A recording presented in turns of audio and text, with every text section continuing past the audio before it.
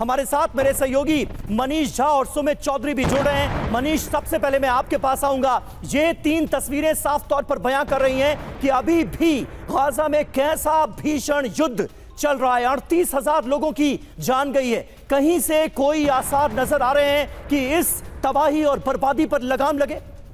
देखिए, मुझे लगता है कि 21 दिन बाद इस मामले में एक बड़ा फैसला होने वाला है। वो इसलिए क्योंकि इजराइल के प्रधानमंत्री बेंजामिन नेतन्याहू 24 जुलाई को अमेरिका के संसद को संबोधित करेंगे। अच्छा। उससे पहले इस तरह की कार्रवाई होती रहेगी। उसके बाद फुल एंड फाइनल एक डिसीजन होगा कि हमास का क्या करना है, गाजा का क्या होगा और क्या हिजबुल्लाह के साथ जंग होगी या नहीं।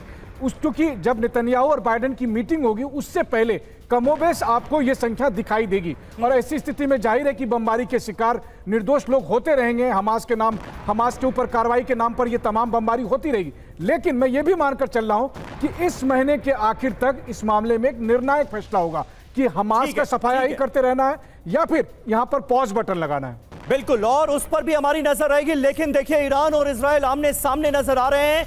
हिजबुल्लाह पर इजराइल का विध्वंसक हमला हुआ है। साउथ लेबनान से अहम खबर है। साउथ लेबनान के कंट्रोल सेंटर पर यह अटैक किया गया। हमले में कई हिजबुल्लाह लड़ाकों के मारे जाने का दावा किया गया है। 24 घंटे के अंदर अंदर हिजबुल्लाह के दर्जनों ठिकानों पर बमबारी की गई है। हिजबुल्लाह को बहुत बड़ी चोट पहुंचाने की यह कोशिश थी। ये देखिए तस्वीरें, कैसे हिजबुल्लाह के दर्जनों ठिकानों को एक साथ बनाया गया है निशाना। और अगली बड़ी खबर रूस यूक्रेन के जंगी फ्रंट से। यूक्रेन का रूसी फ्रंटलाइन पर हमला हुआ है। फ्रंटलाइन पर तैनात सेल्फ प्रोपेल्ड गन को तबाह किया गया है। कैसे, ये देखिए। हमले में रूस का बारूदी स्टोरेज भी तबाह कर दिया गया। तो रूसी फ्रंटलाइन पर किस तरह से हमला किया गया है रूस की तरफ से, ये आप तस्वीरों में देख सकते हैं। यूक्रेन ने रूसी फ्रंटलाइन पर यह जोरदार हमला किया है और सेल्फ प्रोपेल्ड गन जो यहां पर मौजूद थी उसे कर दिया गया है तबाह। रूस का जो बारूद का स्टोरेज था उसे भी इस हमले में बर्बाद कर दिया गया।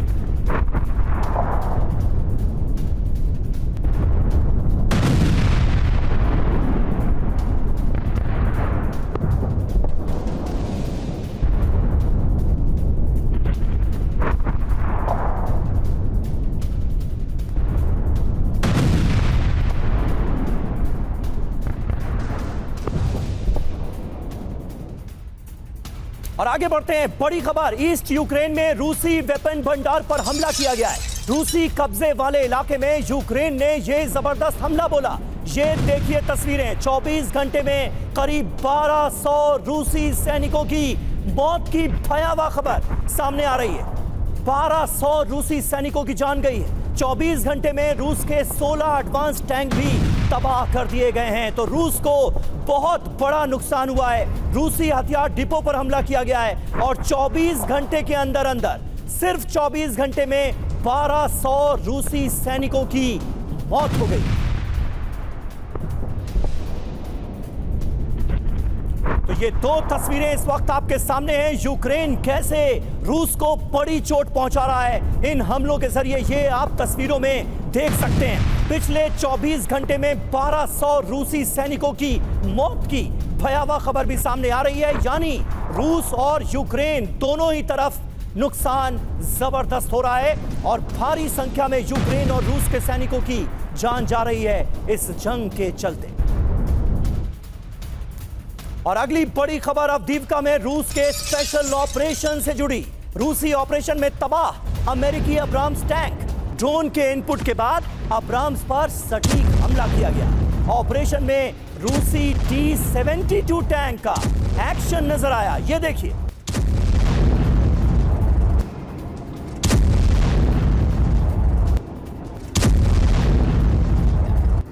ये तस्वीरों में आपको रूसी T-72 टैंक नजर आ रहा है एक्शन में और यूक्रेनी ठिकानों को इसने कैसे बनाया है निशाना, ये आप तस्वीरों में देख सकते हैं। और अगली बड़ी खबर, रूसी आर्टिलरी का यूक्रेन पर विध्वंसक हमला हुआ है। रूसी फाइटर की ईस्ट यूक्रेन पर बमबारी। यूक्रेनी सैनिकों के ठिकानों पर रूस का हमला। यूक्रेनी सेना के मोटार क्रू को नष्ट कर दिया गया है, ये दावा रूस की तरफ से किया गया है। रूस का हमला यूक्रेनी ठिकानों पर, तस्वीरें आपके सामने।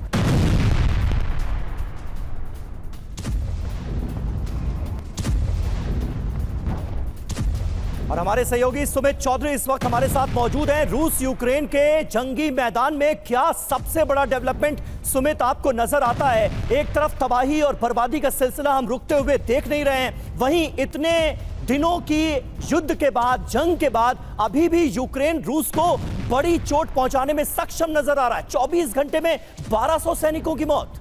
देखिए, अगर आप इसे समीर इस तरीके से देखें कि यूक्रेन के पास अब कुछ ज्यादा करने के लिए बचा नहीं है, मैन पावर का शॉर्टेज है। लगातार ये भी रिपोर्ट आई कि 50,000 से 60,000 के करीब एक्टिव सोल्जर्स हैं, बाकी अनट्रेन्ड सोल्जर्स उन्होंने अपने वॉर जोन में डिप्लॉय कर रखे हैं। और वहीं पर रूस की जो डिप्लॉयमेंट है, 5 लाख ज्यादा सोल्जर्स हैं जो यूक्रेन के इलाकों में मौजूद हैं। तो यूक्रेन के पास करने के लिए कुछ नहीं, सिर्फ और सिर्फ वो अपने मिसाइल से, अपने रॉकेट से, अपने लगातार ड्रोन से उन लोकेशंस को टारगेट कर रहे हैं जहां पे आर्म्स एंड एम्युनिशन डिपो हैं रशिया के, या फिर फॉरवर्ड इलाकों में जहां पर रूस ने अपने बड़ा, जो आप कह सकते हैं, सैन्य अड्डे बना रखे हैं। तो निश्चित तौर पर रूस, यूक्रेन की पूरी कोशिश है कि लास्ट लीप में, या लास्ट आप कह सकते हैं कि दौड़ के अंदर जितना ज्यादा नुकसान रूस को पहुंचाया जा सके वो पहुंचाया जा सके, क्योंकि लगातार यूक्रेन अब ये बात खुद कहता रहा है कि अब इस जंग को रुक जाना चाहिए। लगातार इसके बारे में बातचीत कर रहा है। तो यूक्रेन के पास अब ज्यादातर करने के लिए कुछ नहीं है, बल्कि सिर्फ और सिर्फ वो अपने आर्म्स एंड एम्युनिशन के बड़े जखीरे का इस्तेमाल ऐसे लोकेशंस को टारगेट करने के लिए कर रहा है। बिल्कुल, और इसीलिए यूक्रेन की तरफ से अब बड़ी चोट पहुंचाई जा रही है। आखिरी वक्त नजर आ रहा है यूक्रेन के